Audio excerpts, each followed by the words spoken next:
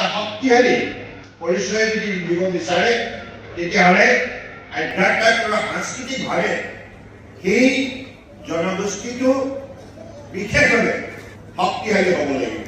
গতিকে মই ভাবোঁ যে আজি আমাৰ ইয়াতে কণ কণ ল'ৰা ছোৱালীবিলাক আহিছে কৃত্ৰিম বাইথু পূজাত বাইথু দেৱতাৰ শ্ৰীচৰণৰ মূৰ দোৱাই আশীষ বিচাৰিছোঁ।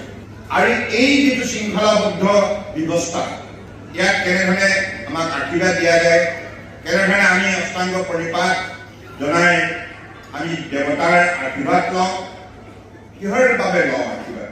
যাতে নিজৰ মংগলময় কামনা কৰাৰ লগতে সমাজখনক আমি সদায় শান্তি আৰু সমন্বয় ভাতৃত্ববোধৰ যোগেদি শক্তিলৈ হোৱাটো বিচাৰোঁ। আৰু এই পৃথিৱীৰ বুকুত থকা যাতে প্ৰাণী জগত সদায় যাতে কুশলে থাকে তাৰ বাবে ঈশ্বৰৰ ওচৰত আমি আশীষ বিচাৰোঁ। গতিকে এই কথাবিলাক আমাৰ সমাজ জীৱনত অত্যন্ত লাগতীয়াল।